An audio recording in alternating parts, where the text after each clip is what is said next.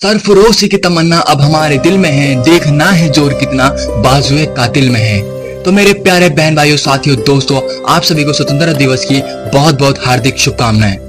दोस्तों, मैं अपने विचारों को शुरू करता हूं 1931 मार्च की उस रात में, जब मात्र एक 23 साल का स्वतंत्र सैनिक, जिसको बंदी बनाया गया, फांसी की सजा सुनाई गई।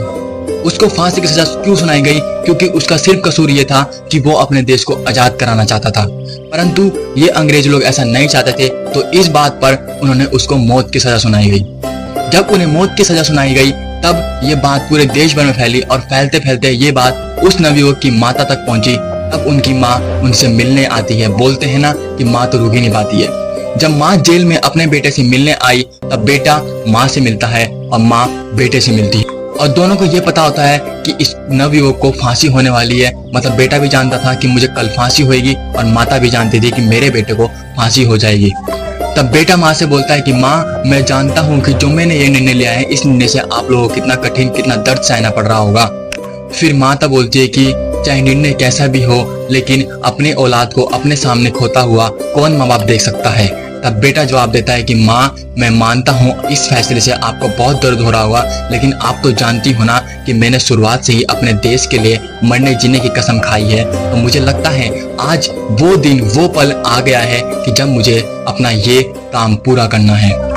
तब उस नवयुवक की माँ अपने आंसू पोंछती है और बोलती है कि बेटा, मुझे तेरे इस काम से बहुत गर्व है, बहुत नाज है, क्योंकि जो तू ये काम करने जा रहा है ना, जो तूने निर्णय लिया है, ये हर कोई नहीं ले सकता, ना हर कोई कर सकता है।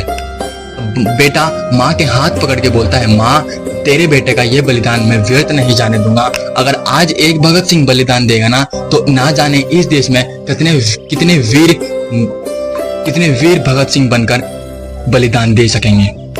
अब हजारों भगत सिंह बलिदान देंगे, जिनमें तेरे बेटे इसकी हर एक छवि उन वीरों में दिखाई देगी। तो ऐसे हमारे भगत सिंह थे कि वो फांसी पर हंसते हंसते लटकना मंजूर करते थे, लेकिन किसी गुलामी नहीं सहन करना पड़ते थे।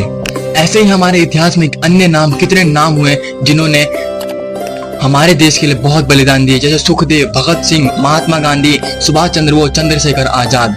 दोस्तों, कितने दिन लग जाएंगे, लेकिन नाम खत्म नहीं होंगे। तो दोस्तों, आप के टाइम में जो हम सांस ले रहे हैं इस खुली हवा में, इस सांस के पीछे ना जाने कितने वीर जवानों ने अपनी सांस छोड़ी है। ये आजादी हमें दान में नहीं मिली है। इस आजादी के पीछे हमारे देश के कितने वीर जवानों ने अपना खून बलिदान दिया है। ये आजादी हमें ना दान में मिली है। इस आजादी के पीछे ना जाने कितनी माओं ने अपने दामन सूने करे हैं।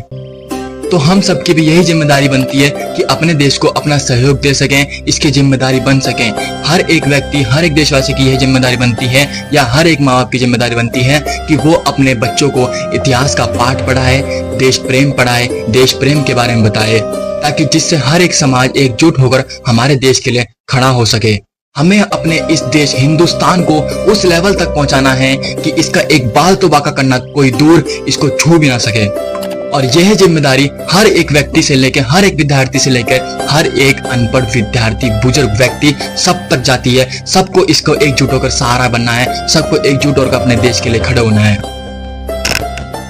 तो मैं अपने विचारों को यहीं पे विराम देता हूं, और मेरे विचारों को सुनने के लिए, समय देने के लिए आप सभी का बहुत बहुत धन्यवाद। जय हिंद, जय भारत।